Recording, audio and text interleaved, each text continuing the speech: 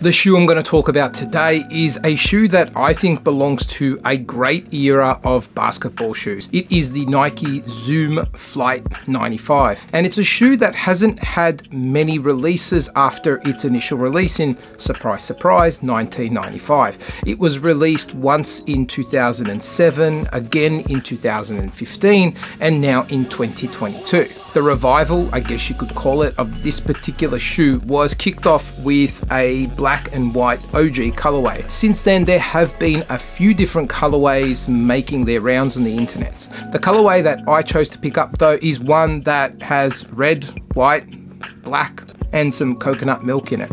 Doesn't seem to have any fancy colorway to describe it. Could that be an indication of just how popular the shoe is? I don't know. It's a shoe that will set you back 230 bones here in Australia or $160 if you're in the US. Is it worth it?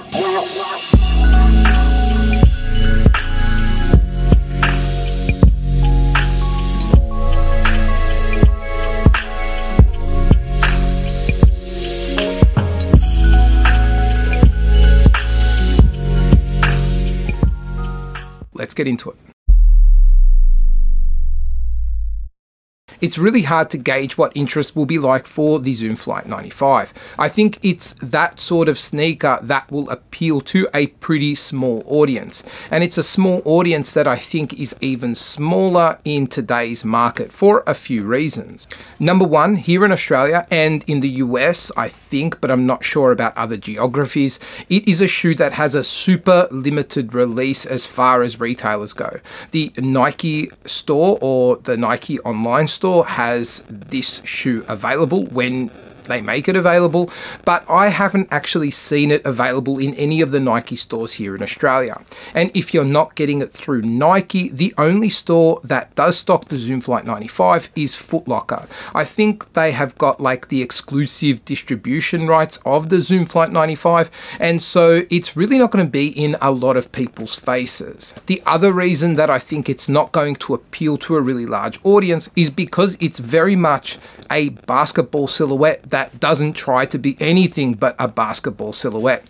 If you look at the colorways that Nike has released and are planning to release, they're very much plain type of colorways. They don't have anything outrageous applied to them. So I think the fashionistas among the sneakerhead community are probably not going to be overly interested in the shoe. Number three, I think the sneaker market crash will have something to do with the demand for the shoe overall. Shoes that were in super high demand a year or two ago have dropped in demand, and so naturally shoes that wouldn't have been as popular a couple of years ago but may have sold out because people want to jump on board the sneaker train are going to have even less of an audience that will want to buy the sneaker. I hope that makes sense. It does make sense in my head. But having said all that, Supreme and Drake's Nocta brand have been reported to be doing a collab with the shoe itself, and that might stir up additional interest in the shoe. I'm not sure. I don't even know if they've been released or if it's just something that's been rumored, but I think Drake's Nocta brand would really work well with this particular shoe just because of the bug eyes in the midsole. I think it really fits in with the design language that the Nocta shoes have kind of been following and the colorways that they seem to apply to the shoes that they have been releasing with Nike. I still like the Zoom Flight 95. It's not surprising that I would like it either, given I've got an interest in 80s and 90s basketball silhouettes. But if you don't have an interest in 80s or 90s basketball silhouettes, there is still a couple of reasons that you might want to consider this particular shoe. Number one is the design. I think the design is definitely different. It's polarizing, and you will most likely get people taking a second look at the kicks that you're wearing. It's probably not always going to be for the reason that you want people to take a second look, but at the end of the day, it is still a shoe that is very different than what is being released today. The design feature that is by far the most defining feature of the Zoom Flight 95 are the bug eyes on the midsole.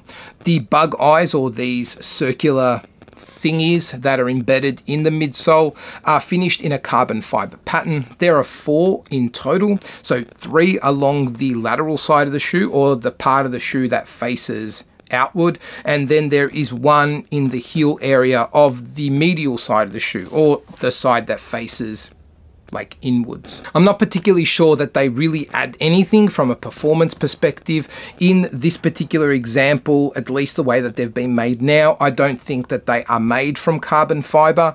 They appear to be coated in like a soft TPU type of material. Given that I don't think many people will be wearing these for performance reasons, I don't think that that's a huge issue.